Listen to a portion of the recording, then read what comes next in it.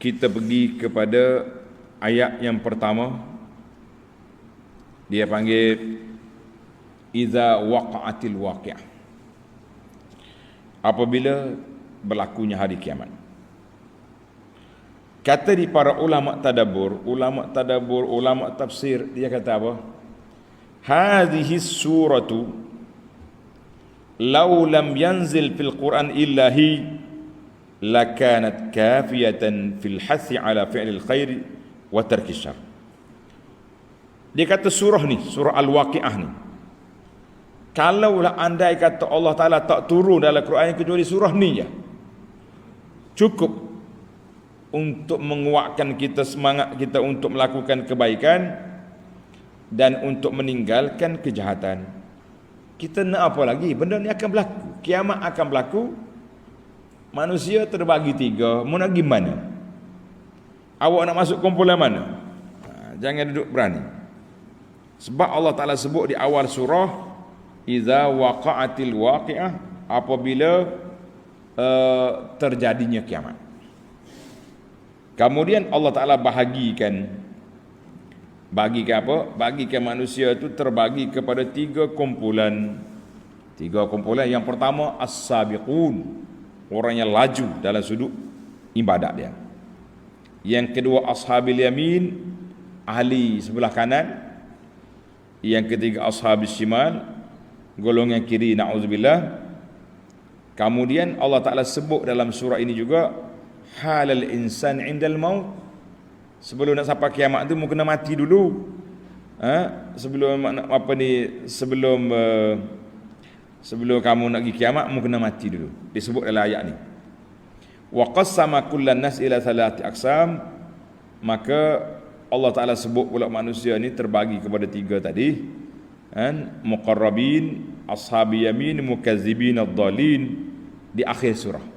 Makna dua kali sebut. Bagi awal, sebut pula kesimpulan di akhir surah.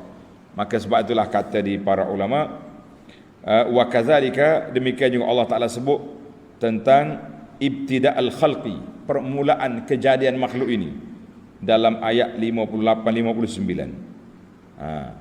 Kemudian Allah Ta'ala sebut tentang rezeki daripada makanan, minuman. Maka surah ini dipanggil suratun mutakamilah. Dalam surah ni ada belaka bab ketuhanan ada, dalam bab apa ni, asal jadi manusia ada, dalam bab rezeki makan minum ada. Kita mengatakan suratun mutakamilah. Waliza, kerana itu yang bagi sepatutnya bagi manusia an yatadabbarha iza qara'aha. Dengar tuan-tuan, Syekh kata kita baca surah Al-Waqi'ah ni bukan sekadar nak boleh projek baca tak tahu makna, tapi kita kena baca dan kita tadabburkan dia. Ni tujuan kita tadabbur ni. Mudah-mudahan tuan-tuan dan puan-puan mendapat apa yang disarankan dalam kitab kita ni, yang bagi lil insan, sepatutnya mana-mana manusia an yatadabbarha iza qara'aha, dia kena perhati bila dia baca, perhati sebagaimana kita perhati ayat-ayat Quran yang lain lah. Tetapi surah ini khususnya yang lengkap dalam beberapa sudut perbincangan yang boleh menguatkan kita untuk beribadat, insya-Allah kata. Wallahul muwaffiq. Allah Ta'ala lah beri taufik kepada kita semua. Yang kedua, faedah yang kedua, kita pergi kepada ayat khafidatun rafi'ah. Ayat tu dulu. Ataupun sebelum khafidah, kita pergi pada ayat yang kedua, laisa liwaq'atiha kadzibah. Tulis faedah yang kedua, laisa liwaq'atiha kadzibah. Tiada siapa pun yang dapat mendustakan kejadiannya. Apa dia maksud? Tak dapat mendustakan kejadian itu, apa dia maksud?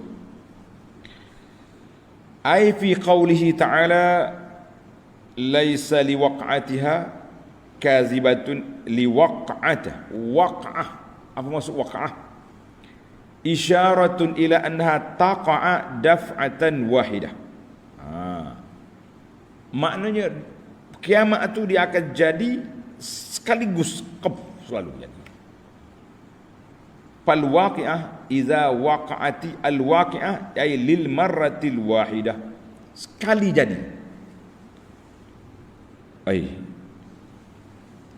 Kan Nabi sebut 10 perkara. Tuan-tuan jangan keliru. Itu tanda-tanda besar nak kiamat. Belum kiamat lagi. Tanda dia turun Nabi Isa, keluarnya Dajjal, munculnya Ya'juj wa Ma'juj, keluarnya api, keluar dabah. Itu semua tanda-tanda tamhid sebagai persiapan nak berlaku kiamat besar. Mana kalau kita hidup lagi zaman tu, tak sedut mikir benda lain lah. Terus je kembali kepada Allah Azza wa Jalla bahawa kiamat ini akan mari. Kiamat akan mari tak lama lagi.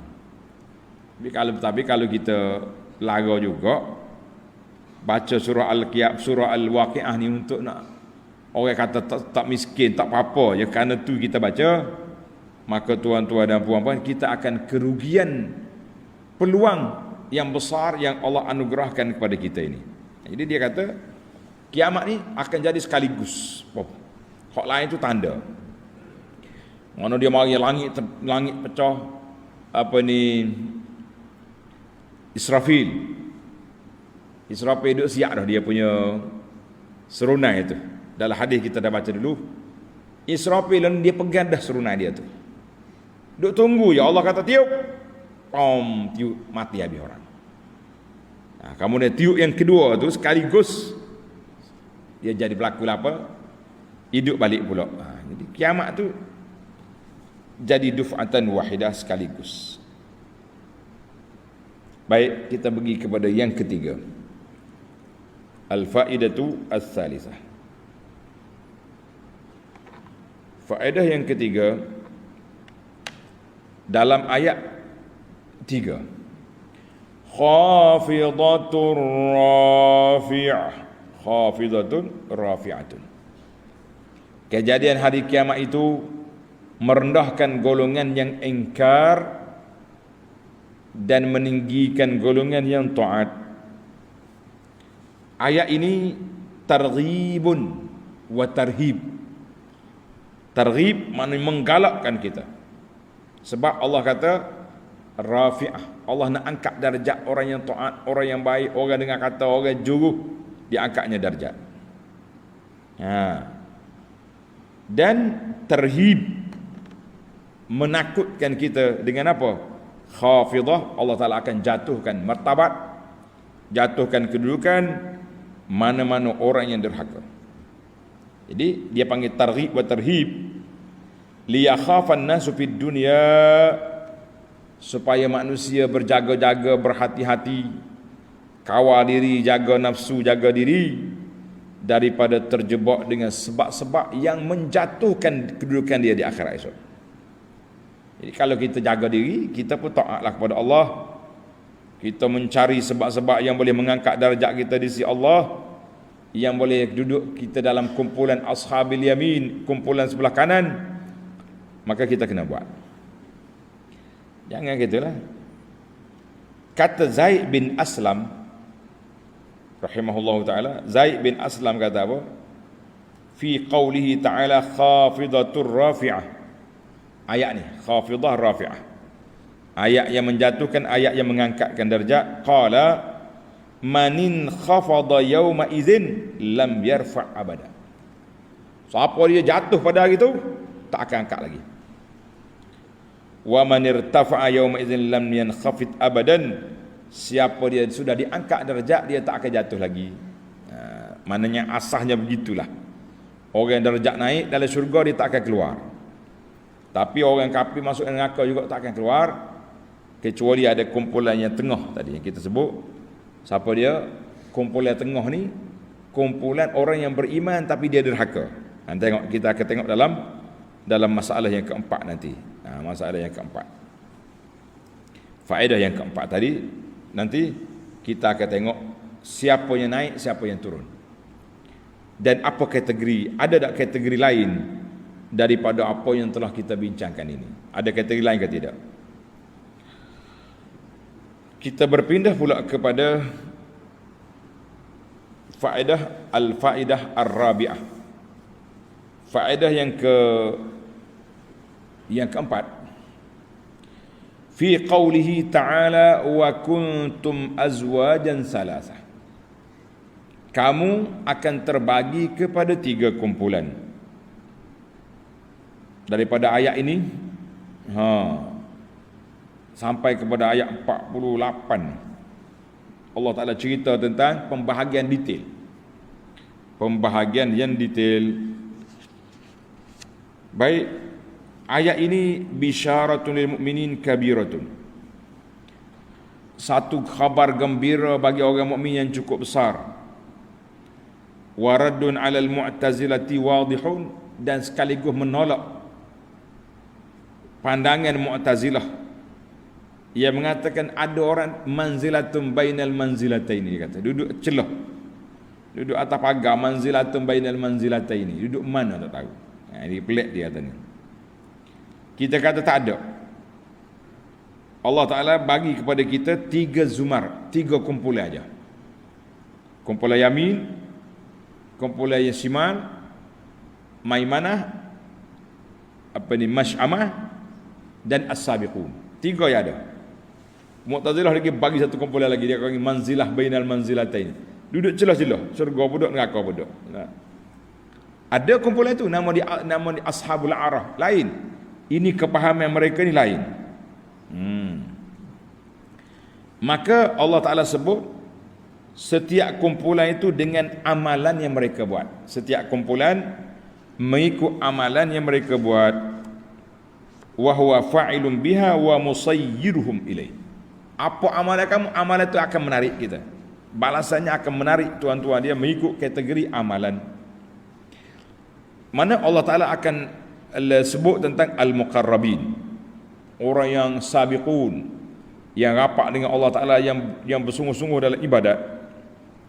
Jadi fa'ulima annahu, maka kita tahulah bahawa Allah Ta'ala bahagikan orang ahli ibadat ni bagi 2. Orang mukmin itu terbagi 2. Membezakan antara sama-sama mukmin ibadat, ketaatan mereka kepada Allah Azza wa Jalla. Jadi kata al-muqarrabun ni para anbiya, siddiqun, orang-orang yang benar dengan Allah, syuhada, orang yang mati syahid, itu termasuk as-sabiqun al-muqarrabun. Kemudian Allah Ta'ala sebut yang kedua ashabil yamin, rendah sikit daripada hak sabiqun. Yang ini ada kesinambungan apa yang kita sebut dalam ayat yang lepas dalam surah Ar-Rahman.